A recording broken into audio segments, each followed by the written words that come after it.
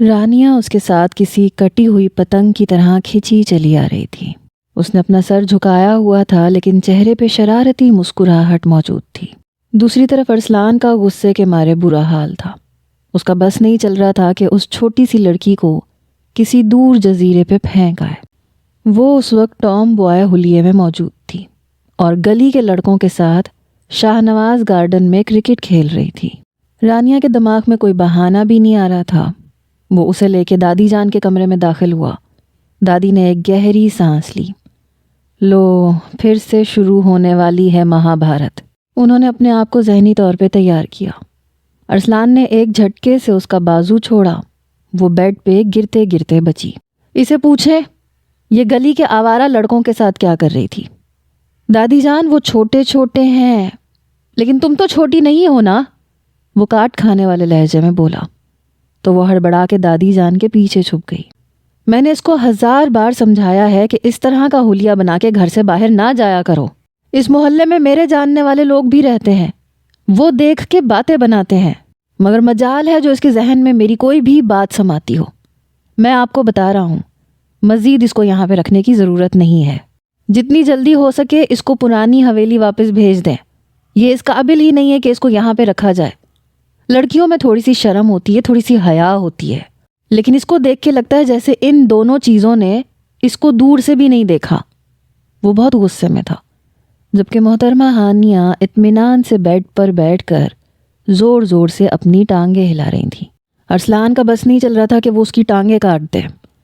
پہلے میں آپ کی وجہ سے چپ تھا اور رکا ہوا تھا، لیکن اب میرے صبر کا پیمانہ لبریز ہو گیا ہے۔ اب اس نے مزید کوئی غلطی کی تو میں اس کے ساتھ بہت برے طریقے سے پیش آؤں گا۔ آپ اس بیوقوف عورت کو سمجھا دیں۔ یہ کہہ کے وہ لمبے لمبے ڈگ بھرتا ہوا کمرے سے باہر نکل گیا۔ اس کا دماغ غصے سے کھول رہا تھا۔ کیوں کرتی ہو یہ سب؟ دادی نے اس کا بازو پکڑ کے اسے اپنے پاس بٹھایا تو وہ معصومیت سے آنکھیں ٹمٹماتے ہوئے بولی، میں تو بس کھیلنے گئی تھی۔ 16 سال کی ہو چکی ہو تم۔ اپنی باقی کزنوں کو دیکھو، کتنی سلجھی ہوئی ہیں۔ مجھ سے ان کی طرح ICU کا پیشنٹ نہیں بننا، اس نے آنکھیں گھماتے ہوئے کہا۔ اور یہ زندگی ویسے بھی انجوائے کرنے کے لیے۔ اس نے دادی جان سے یہ بات کہہ کے بات گھما دی۔ یہ وہ پہلا واقعہ تھا جب ارسلان کے دل میں اس کے لیے نفرت پیدا ہوئی تھی۔ وہ اس کی بچکانہ حرکتوں سے بہت زیادہ تنگ آ چکا تھا۔ ارسلان نے اس کے گھر سے نکلنے پہ پابندی لگا دی۔ تایا جان کو بھی اس بارے میں اطلاع دی گئی۔ انہوں نے بھی اس چھوٹی سی لڑکی پہ بہت غصہ کیا۔ اس کا بلا وجہ گھر سے نکلنا بند ہو گیا۔ اس کے بعد ارسلان پڑھنے کے لیے امریکہ چلا گیا۔ 4 سال کی ڈگری لے کے جب وہ واپس لوٹا تو اسے لگا تھا کہ وہ لڑکی کافی حد تک چینج ہو چکی ہوگی، لیکن اس کی بچکانہ حرکتیں ابھی بھی ویسی کی ویسی ہی تھیں۔ نہ تو اسے ٹھیک طرح سے کوئی کام آتا تھا، نہ وہ پڑھائی میں اچھی تھی۔ FSC کے 2nd ایئر میں وہ پچھلے 2 سالوں سے پھنسی ہوئی تھی۔ اسلامیات کے علاوہ وہ کسی پرچے میں پاس ہی نہیں ہو پا رہی تھی، اور اس کی وجہ اس کی لاپرواہی تھی۔ ارسلان کو امریکہ سے لوٹے ابھی صرف 1 ہفتہ ہی گزرا تھا۔ وہ کچن میں پانی پینے کے لیے گیا ہی تھا کہ اس کا پاؤں فرش پر گرے ہوئے آئل پہ پھسل گیا۔ وہ دھڑام سے زمین پہ گرا۔ سر زور سے زمین کے ساتھ ٹکرانے کی وجہ سے اسے دن میں تارے نظر آنے لگے۔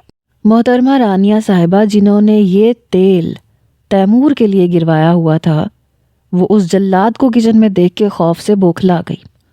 وہ اس وقت کچن میں اکیلی تھی، جس سے صاف ظاہر ہو رہا تھا کہ سارا الزام اس بیچاری کے سر پہ آئے گا۔ وہ کچن سے کھسکنے ہی لگی تھی کہ اس کی پاٹ دار آواز سن کے اپنی جگہ پہ جم گئی۔ یہ تیل یہاں پہ تم نے گرایا تھا؟ وہ سمجھ نہیں پائی کہ محترم اس سے پوچھ رہے ہیں یا پھر اسے بتا رہے ہیں۔ اس نے اپنا جھکا ہوا سر اٹھایا اور انتہائی معصومیت سے نفی میں سر ہلا دیا، جس سے ارسلان کا غصہ مزید بڑھ گیا، کیونکہ اسے وہ لوگ شدید زہر لگتے تھے جو اپنی غلطی ماننے کے بجائے الٹا بحث کرتے ہیں اور دوسروں پر الزام تراشی کرتے ہیں۔ اپنے چکراتے ہوئے سر کو سنبھالتا وہ اٹھا اور مضبوط قدم اٹھاتے ہوئے اس کے عین سامنے جا کر کھڑا ہو گیا۔ تمہیں پتہ ہے اس کمرے میں کیمرے لگے ہوئے ہیں، اور اگر ان کیمروں میں تمہاری شکل نظر آ گئی تو تمہارے ساتھ میں وہ حشر کروں گا جسے تم مرتے دم تک یاد رکھو گی۔ یہ سن کر اس نے خوف سے تھوک نگلا۔ اس کی چھٹی حس اس بار اسے کچھ غلط ہونے کا اشارہ دے رہی تھی۔ ایک بات جو وہ شدت سے نوٹ کر رہی تھی وہ یہ تھی کہ واپس آنے کے بعد ارسلان کا غصہ پہلے سے زیادہ بڑھ گیا تھا۔ اب تو وہ اسے دیکھ کے بھی غصے سے چہرہ پھیر لیتا تھا۔ ابھی بھی وہ اس کو اپنے ساتھ لے کے بیسمنٹ میں گیا جہاں پہ کیمروں کا کنیکشن موجود تھا۔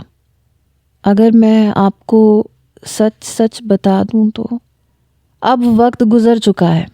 جب میں نے تمہیں سچ بولنے کا موقع دیا تھا تو تم نے مجھ سے جھوٹ بولا۔ اب خاموشی سے یہاں پہ کھڑی رہو۔ وہ دل ہی دل میں دعا کر رہی تھی کہ اللہ کرے کیمروں کا کنیکشن ہی کٹ جائے۔ اسی وقت اچانک لائٹ چلی گئی اور وہ خوشی سے چلا اٹھی، لیکن اسی وقت پھر سے لائٹ آ گئی۔ جس انداز میں ارسلان نے اسے دیکھا اس کا دل کیا زمین پھٹے اور وہ اس میں سما جائے۔ وہ اپنے پاؤں زمین پہ دائیں بائیں گھمانے لگی۔ کیا تم اس عورت کو پہچانتی ہو؟ ارسلان کی غصیلی آواز پہ اس نے نگاہیں اٹھائیں اور پھر نگاہیں ہٹانا ہی بھول گئی۔ وہ اس عورت کو کیسے نہ پہچانتی؟ وہ تو وہ خود تھی جو صبح 9 بجے کے قریب دبے پاؤں مسکراتے ہوئے کچن میں داخل ہو رہی تھی۔ اطمینان سے اس نے تیل کی بوتل اٹھائی اور وہ پوری کی پوری فرش پہ پھیلا دی، جس پہ تھوڑی ہی دیر بعد ارسلان صاحب نے گرنے کا شرف حاصل کیا۔ وہ وہاں سے بھاگنے کے لیے پر تول رہی تھی کہ ارسلان نے اس کو بازو سے پکڑا اور ایک جھٹکے سے اپنی جانب کھینچا۔ رانیہ کے دل کی دھڑکنیں بری طرح سے منتشر ہو گئیں۔ اس کے گال شرم کے مارے دہکنے لگے، مگر ارسلان اس کے دل کی حالت سے مکمل طور پہ انجان اس کی آنکھوں میں دیکھ کے غراتے ہوئے بولا، تم آج اکیلے کچن کی صفائی کرو گی، اس کے بعد تم میرے کمرے میں آ کے وہاں کی صفائی کر کے میرے ریک میں جتنی بھی کتابیں بے ترتیب ہیں انہیں ایک ترتیب میں سیٹ کرو گی۔ اس کے علاوہ پچھلے لان کی صفائی بھی آج تمہاری ذمہ داری ہے۔ تمہارے پاس رات 8 بجے کا وقت ہے۔ اگر تم یہ سب کچھ کرنے میں ناکام ہو گئیں تو تمہیں نئے سرے سے سزا ملے گی۔ یہ الفاظ نہیں تھے بلکہ پگھلا ہوا سیسا تھا جو کسی نے اس کے کانوں میں انڈیلا تھا۔ اس کا صفائی سے دل گھبراتا تھا بلکہ گھر کے ہر کام سے وہ جی چراتی تھی۔ اسے گھر کے کام کے بارے میں سوچ کے ہی کوفت ہونے لگتی تھی۔ ہر وقت ہی اس کے دماغ میں کوئی نہ کوئی شرارت چلتی رہتی تھی اور وہ چاہتی تھی کہ اس شرارت کو عملی جامہ پہنائے۔ پہلے وہ اسے بازو سے پکڑ کے گھسیٹتا ہوا کچن میں لایا۔ اس نے کچن کی صفائی شروع کر دی۔ آج سنڈے تھا، سب لوگ گھر پہ ہی موجود تھے، اسی وجہ سے تائی جان اطمینان سے سو رہی تھیں۔ تیمور نے ٹرپ کے ساتھ جانا تھا، اس وجہ سے اس نے جلدی اٹھنا تھا، اور اس کے چکر میں محترمہ بھی جلدی اٹھ گئی کیونکہ اس نے تیمور سے اپنا بدلہ لینا تھا۔ کچھ دن پہلے اس کے کزن نے اس کے تایا جان کو اس کی آوارہ گردی کی شکایت لگائی تھی۔ بدلہ لینے کے چکر میں اس نے اپنا موئے موئے کر دیا تھا۔ تائی جان جب ناشتہ بنانے کے لیے کچن میں داخل ہوئیں تو سامنے کا منظر دیکھ کے ان کے ہوش اڑ گئے۔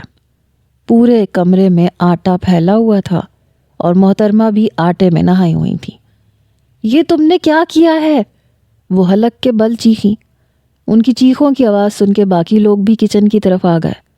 سامنے کا منظر دیکھ کے نمرا اپنے پیٹ پہ ہاتھ رکھ کے زور زور سے ہنسنے لگی، جبکہ ارسلان نے بے چینی سے اپنی پیشانی ملی۔ ہاں، اس سے غلطی ہو گئی تھی۔ اسے اس لڑکی کو ناشتہ بنانے کے لیے نہیں کہنا چاہیے تھا۔ وہ کیسے بھول سکتا تھا کہ یہ لڑکی کوئی بھی کام ڈھنگ سے نہیں کر سکتی؟ تمہیں کس نے مشورہ دیا تھا کہ تم ناشتہ بناؤ؟ تائی جان رونے کے قریب تھی کیونکہ کچن کی حالت قابل ترس ہو رہی تھی۔ میں یہ سب کچھ صاف کر دوں گی، یہ کہہ کے اس نے ہاتھوں سے شیڈ سے آٹا سمیٹنا شروع کیا، جسے دیکھ کے تائی جان چیخ کے رہ گئیں۔ رکو رکو، تم اپنے کمرے میں جاؤ اور جا کے چینج کرو، یہ سب کچھ میں خود ہی دیکھ لوں گی۔ یا میرے اللہ، میں کیا کروں اس لڑکی کا؟ وہ کچن سے باہر نکلنے ہی لگی تھی کہ ارسلان اس کے سامنے جا کے کھڑا ہو گیا اور سوالیہ نظروں سے اس کے چہرے کی طرف دیکھنے لگا، جیسے پوچھنا چاہ رہا ہو کہ کہاں جانے کا ارادہ ہے محترمہ۔ تائی بھی سوالیہ نظروں سے اپنے بیٹے کی طرف دیکھ رہی تھی۔ یہ کچن کی صفائی کرے گی، اس کے بعد اس نے لان کی صفائی کرنی ہے، اور پھر یہ میرے کمرے میں جا کے اسے صاف کرے گی۔ کوئی بھی اس کی مدد نہیں کرے گا۔ اگر کسی نے اس کا ساتھ دینے کی کوشش کی تو مجھ سے برا کوئی بھی نہیں ہوگا۔ لیکن بیٹا، فاریہ بیگم نے کچھ کہنا چاہا۔ ارسلان نے تھوڑی دیر پہلے اس کے ہنگامے کے بارے میں بتا کر وہاں پہ موجود سب لوگوں کو ہی خاموش کروا دیا۔ رانیہ کا شرمندگی کے مارے برا حال تھا۔ ایک تو اس کا پول سب کے سامنے کھل گیا، دوسرا اسے یہ کام کرنا پڑ رہا تھا۔ زیادہ رونا اسے کام پہ آ رہا تھا۔ اور پھر محترمہ نے اگلے 1 گھنٹے میں کچن کا حال سنوارنے کے بجائے اس کا حال اور بگاڑ دیا۔ دادی جان کا پرانا ڈنر سیٹ اس نے توڑ دیا۔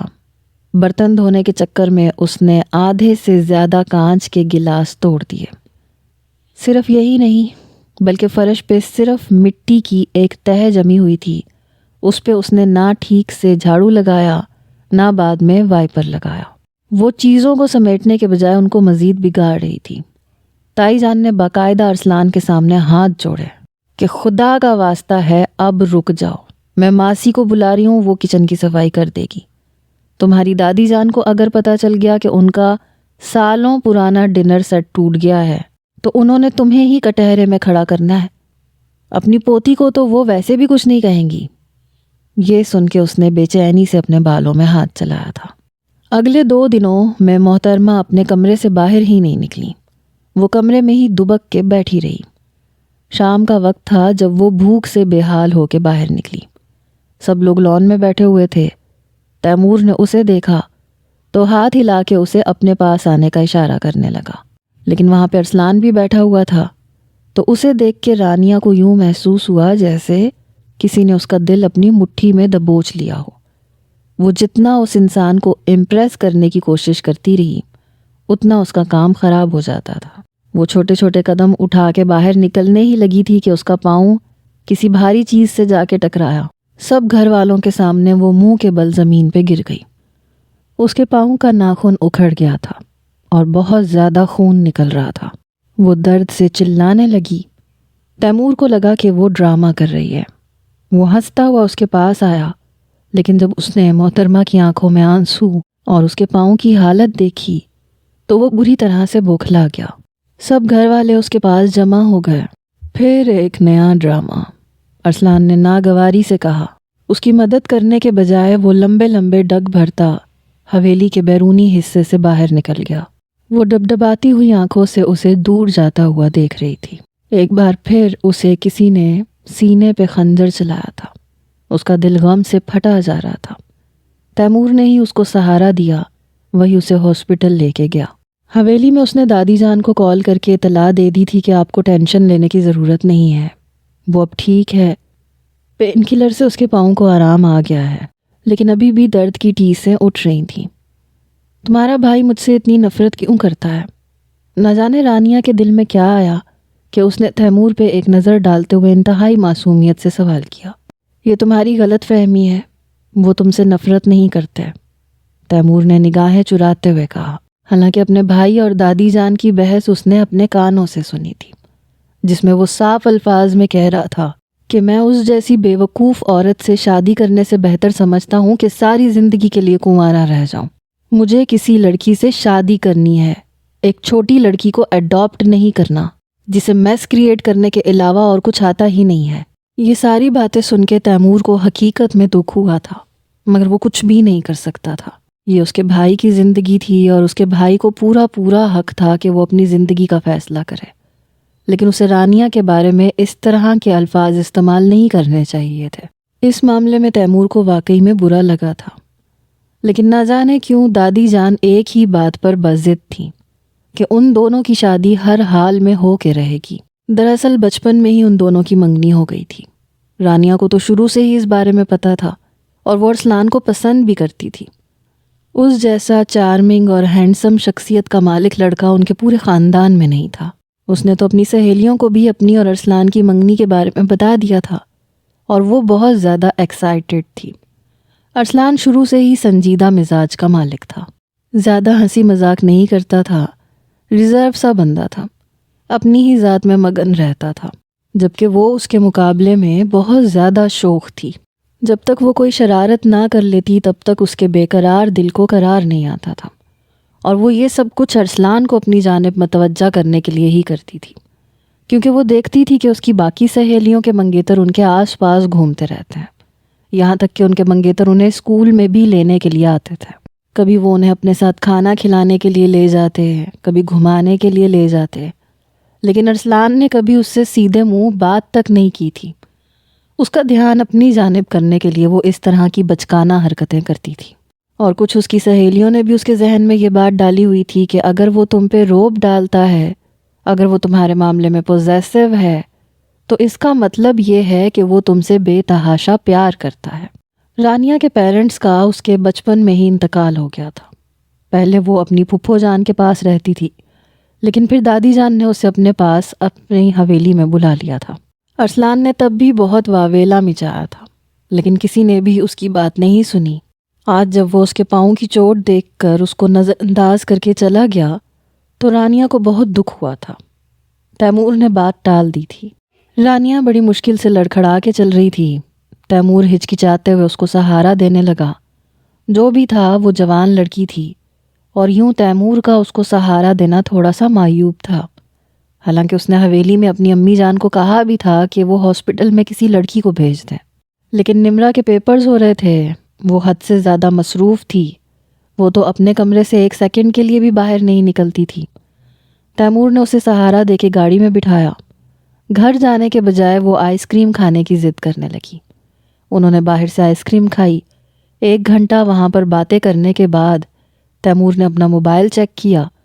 موبائل پہ سینکڑوں کے حساب سے مس کالز دیکھ کے اس کے قدموں سے زمین سرکنے لگی۔ ارسلان اسے پچھلے 1 گھنٹے سے مسلسل کالز کر رہا تھا، لیکن اس کا موبائل سائلنٹ پہ تھا، اور اب موبائل کی بیٹری بھی 1% تھی۔ اس نے کال ملائی اور ادھر ہی اس کا موبائل بند ہو گیا۔ اسی وقت ہی کسی نے اس کی گاڑی کا دروازہ بجایا۔ ارسلان باہر ہی کھڑا تھا۔ وہ کینہ توز نظروں سے ان دونوں کو گھور رہا تھا۔ اس کو آئس کریم پارلر کے باہر اپنے بھائی کو دیکھ کر ارسلان کا خون کھولنے لگا۔ تھوڑی دیر پہلے تک اس کے دل میں محترمہ کے لیے جو ہمدردی پیدا ہوئی تھی وہ غائب ہو چکی تھی۔ وہ سمجھ رہا تھا کہ اس نے آئس کریم کھانے کے لیے اتنا بڑا ڈرامہ کیا تھا۔ تم اس قابل ہی نہیں ہو کہ تم پہ ترس کھایا جائے، اس نے تلخ لہجے میں کہا۔ تیمور یہ سن کے بوکھلا گیا۔ بھائی جان، آپ کو غلط فہمی، تم چپ کر جاؤ، میں اسے گھر لے کے جاتا ہوں، تم میری گاڑی لے کے آؤ۔ تیمور خاموشی سے گاڑی سے اتر گیا۔ اب کی بار ارسلان نے ڈرائیونگ سیٹ سنبھال لی۔ تم سے بڑی ڈرامے باز عورت میں نے اپنی ساری زندگی میں نہیں دیکھی، اور تم جیسی عورتوں سے مجھے شدید نفرت ہے۔ یہ سن کے اس نے بڑی مشکل سے اپنے آنسوؤں پہ کنٹرول کیا۔ چند لمحے یوں ہی خاموشی کی نظر ہو گئے، پھر اس نے دوبارہ سے تلخ لہجے میں بولنا شروع کیا۔ تمہیں ذرا سا بھی اندازہ ہے کہ حویلی میں دادی جان تمہاری وجہ سے کتنی پریشان ہو رہی ہیں، اور تم یہاں بیٹھ کے آئس کریم انجوائے کر رہی ہو؟ واہ کیا بات ہے! انہوں نے تمہارے لیے اپنی ساری زندگی لگا دی، اور تمہیں ان کا ذرا بھی خیال نہیں ہے۔ مجھے تم جیسے احسان فراموش لوگوں سے شدید چڑ ہے۔ آخر میں اس کی ساری باتیں اسی بات پر ختم ہو گئیں کہ وہ ہانیہ سے نفرت کرتا ہے۔ ہانیہ نے اپنا چہرہ کھڑکی کی طرف موڑ لیا۔ اس نے اس ظالم انسان کی کسی بھی بات کا کوئی جواب نہیں دیا، کیونکہ وہ اس پوزیشن میں ہی نہیں تھی۔ دل کا درد بڑھتا چلا جا رہا تھا۔ وہ حویلی کے دروازے کے سامنے اتری۔ اسے سہارے کی ضرورت تھی، مگر ارسلان اسے نظر انداز کرتا ہوا اندر چلا گیا۔ وہ گرتی پڑتی لڑکھڑاتی ہوئی حویلی کے اندر داخل ہوئی۔ دادی جان نے جب اسے دیکھا تو وہ بھاگی ہوئی اس کے پاس گئیں اور انہیں گلے سے لگا لیا۔ رانیہ پھوٹ پھوٹ کے رونے لگی۔ دادی، مجھے بہت درد ہو رہا ہے۔ یہ سن کے ارسلان نے نفرت سے سر جھٹکا تھا۔ لوگ شروع ہو گئے ڈرامے کرنے پہ۔ دادی نے اسے گھورا، مگر وہ نظر انداز کرتا ہوا اپنے کمرے میں چلا گیا۔ دادی رانیہ کو لے کے اپنے کمرے میں آ گئیں۔ تقریباً 1 ہفتہ وہ انہی کے کمرے میں رہی۔ جب بھی ارسلان ان سے ملنے کے لیے کمرے میں آتا تو وہ سر پر چادر کر کے لیٹ جاتی اور کبھی سوتی بن جاتی۔ وہ اس سے ناراضگی کا اظہار کر رہی تھی، مگر سامنے موجود شخصیت کو تو جیسے کسی چیز کی کوئی پرواہ ہی نہیں تھی۔ وہ تو اپنی زندگی میں مگن تھا۔ جب وہ صحت یاب ہوئی تو اس کے کزن ہلا گلا کرنے کے لیے حویلی آ گئے۔ کافی عرصہ ہو گیا تھا وہ سب اکٹھے نہیں ہوئے تھے۔ پہلے انہوں نے لوڈو کھیلنے کا فیصلہ کیا، اس کے بعد کرکٹ کھیلنے کی باری آئی تو وہ تھوڑا سا پیچھے کھسک گئی۔ کیا ہوا ہے؟ بابر اعظم کے لائٹ ورژن؟ تیمور نے اس کا مذاق اڑاتے ہوئے کہا تو وہ غصے میں آ گئی۔ او ہیلو، خبردار جو تم نے مجھے اس کا لائٹ ورژن کہا۔ مجھ میں اور بابر اعظم کی بیٹنگ میں صرف 19-20 کا فرق ہے۔ ہاں وہ تو صاف نظر آ رہا ہے۔ آج بھی تم اسی کی طرح پہلی بال پہ آؤٹ ہو جاتی، صرف یہی تم دونوں میں چیز کامن رہ گئی ہے۔ یہ سن کے وہ غصے سے کھولنے لگی۔ اس کے کزن نے اس کے سب سے فیورٹ پلیئر کی شان میں گستاخی کی تھی، تو یہ سب کچھ وہ کیسے برداشت کر سکتی تھی؟ بیٹ اٹھا کے وہ میدان میں اتر آئی۔ پہلی بیٹنگ کی باری اسی کی تھی۔ سب کزن اپنی اپنی پوزیشن پہ بالکل سیٹ ہو چکے تھے۔ ثانیہ اس کے پیچھے کھڑی کیپنگ کر رہی تھی، لیکن اس نے اپنے سر پہ ہیلمٹ پہننا ضروری سمجھا تھا، کیونکہ پچھلی مرتبہ محترمہ نے بال کو ہٹ لگانے کے بجائے ثانیہ کے سر کو ہٹ لگا دیے تھے، اور بیچاری کا سر اگلے 1 مہینے تک ٹھیک طرح سے کام نہیں کر پایا تھا۔ اس بار اس نے پہلے سے ہی بندوبست کیا ہوا تھا۔ محترمہ نے بال کو ہٹ لگائے بہت ہی اونچا چھکا لگایا، لیکن آخر میں بال ارسلان صاحب کی پراڈو گاڑی کے شیشے کے ساتھ جا کے لگی۔ گاڑی کا شیشہ ٹوٹ گیا۔ سارے کزن وہاں سے رفو چکر ہو چکے تھے، جبکہ وہ ابھی تک اپنی جگہ پہ ہی کھڑی تھی۔ اسے یوں لگ رہا تھا جیسے اس کی ٹانگوں سے جان نکل گئی ہو۔ شیشہ ٹوٹنے کی آواز سن کے ارسلان نے اپنے کمرے کی کھڑکی میں جا کے کھڑا ہو کے باہر دیکھا۔ وہ اس وقت اپنے آفس کا کام کرنے میں مصروف تھا۔ اس نے دیکھا کہ محترمہ نے ہاتھ میں ایک بیٹ اٹھا رکھا تھا اور لان میں اس کے علاوہ اور کوئی بھی نہیں کھڑا تھا۔ محترمہ کے چہرے پہ ہوائیاں اڑی ہوئی تھیں۔ اسے شدت سے کچھ غلط ہونے کا احساس ہوا۔ اگلے لمحے ہی وہ باہر موجود تھا۔ اپنی گاڑی کی حالت کو دیکھ کر اس نے ایک لمحے کے لیے اپنی آنکھیں بند کیں، جیسے اپنے غصے کو کنٹرول کرنے کی کوشش کی ہو۔ پھر وہ لمبے لمبے ڈگ بھرتا ہوا اس کے سامنے جا کے کھڑا ہو گیا۔ یہ سب کیا ہے؟ اس نے کاٹ کھانے والے انداز میں سوال کیا۔ یہ بلہ ہے۔ اس نے معصومیت سے بلہ اس کے سامنے لہرا دیا۔ میں تم سے پوچھ رہا ہوں، میری گاڑی کا یہ حال کس نے کیا ہے؟ وہ مجھ سے غلطی۔ کیا تم سے غلطی؟ اس کو تم غلطی کہتی ہو؟ زندگی عذاب بنا دی ہے تم نے میری۔ کبھی ایک کام خراب کرتی ہو، کبھی دوسرا۔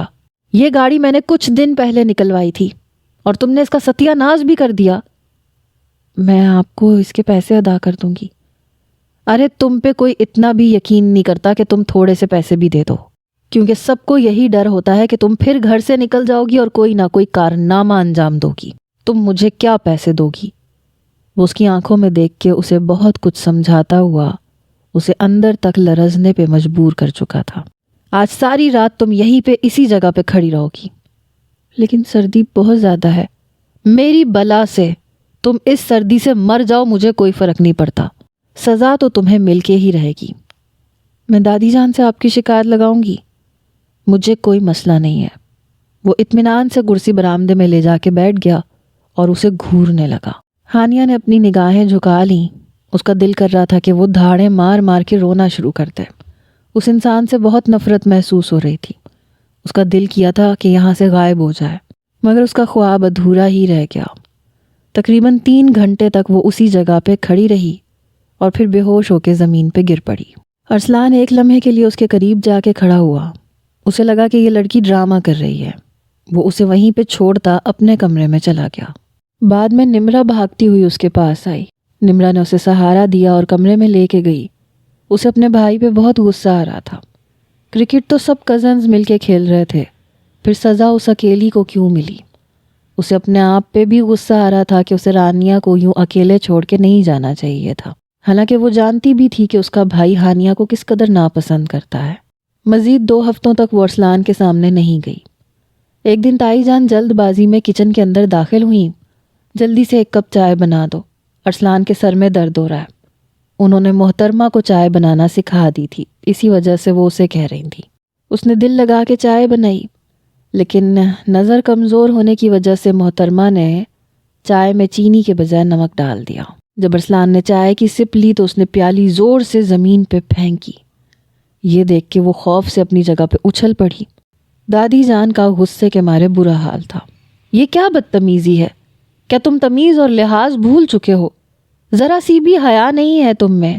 یہ تو بچی ہے، تم تو سمجھدار ہو، تمہیں تو عقل مندی کا مظاہرہ کرنا چاہیے۔ انہوں نے ارسلان کو اچھا خاصا جھاڑا تھا۔ وہ دل ہی دل میں خوش بھی ہو رہی تھی کہ چلو ارسلان کی عزت افزائی ہوئی۔ اس طرح سے اس کے دل کو تھوڑی سی ٹھنڈک بھی پہنچی تھی۔ دادی جان نے اب ان دونوں کے نکاح کا بھی ذکر چھیڑ دیا تھا۔ ارسلان تو ہتھے سے ہی اکھڑ گیا۔ اس نے تو صاف صاف انکار کر دیا کہ وہ اس بے وقوف عورت کو اپنی دلہن بنائے گا ہی نہیں۔ جہاں تک محترمہ کا سوال تھا تو اس نے دادی جان کے حکم پہ اپنا سر جھکا دیا تھا۔ اس نے ویسے بھی دادی جان سے وعدہ کیا تھا کہ آپ میری زندگی کے بارے میں جو بھی فیصلہ کریں گی مجھے منظور ہوگا۔ وہ گھبرا بھی رہی تھی کیونکہ جس طرح کا ارسلان کا اس کے ساتھ رویہ تھا، ابھی تو اسے آپس میں کوئی تعلق نہیں تھا تو وہ اس پہ اتنی سختی کرتا تھا۔ بعد میں جب وہ اس کی بیوی بنے گی تو نہ جانے وہ اس کے ساتھ کیا سلوک کرے گا۔ اسی ڈر کا اظہار اس نے جب دادی جان کے سامنے کیا تو وہ اس کا ہاتھ مضبوطی سے اپنے ہاتھوں میں لیتے ہوئے کہنے لگی، مجھے تم پہ بھروسہ ہے، یاد رکھو تمہیں مایوسی نہیں ہوگی۔ وہ بچہ دل کا برا نہیں ہے، بس غصے کا تھوڑا سا تیز ہے، اور وہ تم سے نفرت نہیں کرتا۔ وہ دل ہی دل میں بہت زیادہ ڈر رہی تھی۔ اور پھر اس رات ارسلان غصے سے تن فن کرتا ہوا اس کے کمرے کے اندر داخل ہوا۔ اس شادی سے انکار کر دو، اس نے دو ٹوک انداز میں کہا۔ اگر آپ کو مسئلہ ہے تو آپ انکار کر دیں، میں دادی جان کی نظروں میں برا نہیں بننا چاہتی۔ یہ ڈرامے بازی بند کر دو۔ دادی جان تم سے بہت محبت کرتی ہیں، وہ تم سے نفرت نہیں کر سکتی، اور نہ وہ تمہاری ذات کے بارے میں برا سوچ سکتی ہیں، تم ان کے زیادہ قریب ہو۔ میں شادی سے انکار نہیں کروں گی، اس نے ارسلان کی آنکھوں میں دیکھ کے دو ٹوک انداز میں کہا۔ وہ اسے کیسے سمجھاتی کہ بچپن سے لے کر اب تک وہ صرف اسی کے خواب دیکھتی آئی تھی۔ ارسلان اس کے ساتھ کتنا ہی برا رویہ کیوں نہ رکھ لیتا، مگر وہ چاہ کے بھی اس سے نفرت نہیں کر سکتی تھی۔ شاید یہی اس کی محبت کی انتہا تھی کہ اپنے محبوب کی بے رخیوں کو بھی وہ برداشت کر رہی تھی۔ مجھ سے شادی کر کے تم اپنی زندگی کی سب سے بڑی غلطی کرو گی۔ میں یہ سب کچھ دادی جان کے کہنے پہ کر رہی ہوں، بعد میں جو کچھ بھی ہوگا اس کی ذمہ دار بھی دادی جان ہی ہوں گی، میں نہیں۔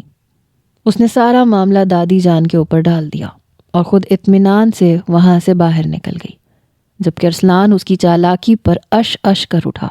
جب وہ کمرے سے باہر نکلنے لگا تو وہ اس کو مخاطب کرتے ہوئے دھیمے لہجے میں بولی، دوبارہ اس طرح سے مجھے دھمکی مت دیجیے گا، ورنہ میں دادی جان کو شکایت لگا دوں گی۔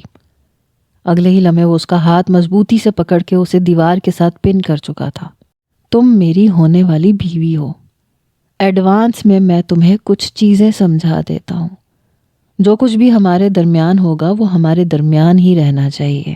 اگر اس کے بارے میں حویلی کے کسی بھی شخص کو ذرا سی بھی خبر پہنچی تو تمہارا جو حشر میں کروں گا، تمہیں دادی تو کیا میرے ابا جان بھی نہیں بچا پائیں گے۔ بہت کچھ باور کرواتا ہوا وہ اس کے کمرے سے باہر نکل گیا۔ اس کے جانے کے بعد رانیہ نے بے ساختہ اپنی کلائی کو پکڑا اور سسکیوں کے ساتھ رونے لگی۔ اسے اپنی کلائی میں درد ہو رہا تھا کیونکہ اس ظالم انسان نے بہت ہی مضبوطی سے اس کی کلائی پکڑی تھی۔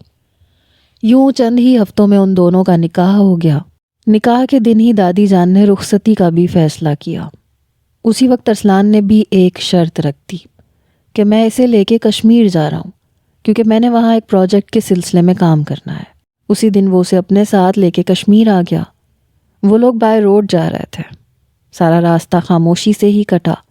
رانیہ کا خوف کے مارے برا حال تھا۔ حویلی میں تو دادی جان اور تائی جان اسے بچانے کے لیے موجود تھیں، لیکن کشمیر جا کے نہ جانے وہ شخص اس کا کیا حشر کرتا۔